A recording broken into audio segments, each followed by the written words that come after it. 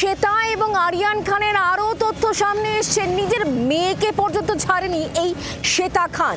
হাওড়ার নাজিরগঞ্জে ব্যবসায়ী মাসুদ আলম খান তিনি এই বিষয়ে সরব হয়েছেন। তিনি বলছেন মা এবং দাদা চাপ দিয়েছিল এই নোংরা কাজে নামার জন্য এবং সে কারণেই মানসিক চাপে আত্মহত্যা করে শ্বেতা খানের মেয়ে ইশিকা। দেখুন,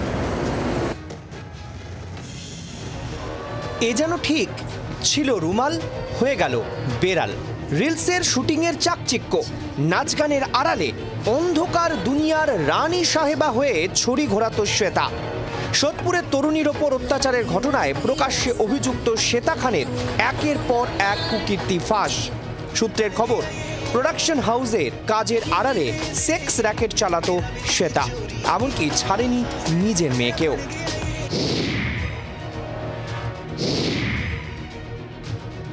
শ্বেতার কুকীর্তি নিয়ে সরব হয়েছেন হাওড়ার নাজিরগঞ্জের এক ব্যবসায়ী মাসুদ আলম খান।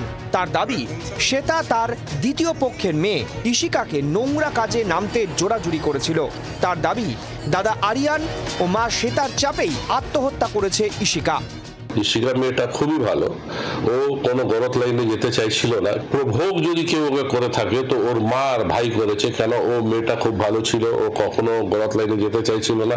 এরা গলত ছিল আর এরা ওকে গলত লাইনে নামাতে চাইছিল, এই জন্য ও সুসাইডটা করলো, আর কোনো কারণ না। নিজের বোনকে, নিজের মেয়েকে। ব্যবসায়ীর দাবি, তার ছেলে এবং শ্বেতার দ্বিতীয় পক্ষের মেয়ে ইশিকা ছিল সহপাঠী। অভিযোগ, 2021 সালে ইশিকার আত্মহত্যার ঘটনায় ব্যবসায়ীর ছেলেকে ফাঁসিয়ে 1 কোটি টাকা চেয়ে হুমকি দিয়েছিল শ্বেতা। মেয়েটা আমার ছেলেকে বলেছিল, বললো ভাই 1300 টাকা দে না, আমি কোন জায়গায় একটা ফর্ম ভরছি, যদি চাকরি পেয়ে যাই তো আমি ঘর ছেড়ে চলে যাব। তো ওই অনলাইনে ওকে 1300 টাকা মেরেছিল। ওইটা হলো সবুত যে আমার ছেলের সঙ্গে রিস্তা। তো আমি এটা শোনার পরে ওর মা অলরেডি আমাকে ফোন করে দিয়েছে থ্রেট হিসাবে যে একটা অ্যামাউন্ট দিন, তো আমি আপনার ছেলের নামটা বাদ দিয়ে দিব। 1 কোটি টাকা চেয়েছিল।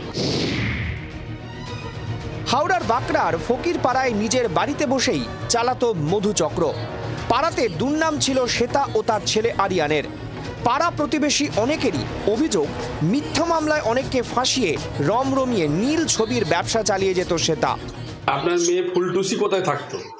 ওর ঘরে, ফ্ল্যাটে। হ্যাঁ, ওর ঘরে।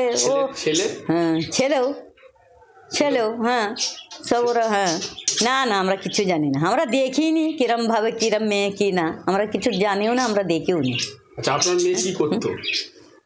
আমার মেয়ে যেরকম ও ঘরের ভাড়া ঘরের ও যেরকম ও খায় হে করে। যখন ওর মায়ের সাথে তখন একবার আসে। নাতি কি করে? ও একটা হের কাজ, ওই হের কি কাজ করছিল। নামে শ্বেতা হলেও আদতে স্বচ্ছ সাদা নয়, বরং অন্ধকার দুনিয়াতেই অবাধ বিচরণ।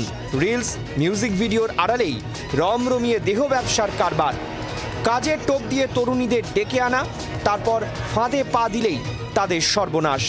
কতদূর বিস্তৃত শ্বেতার জাল, নজর পুলিশের। বরুণ এবং দেবব্রতর রিপোর্ট, জি 24 ঘন্টা। বাংলার আওয়াজ, বাঙালির আবেগ, জি 24 ঘন্টা।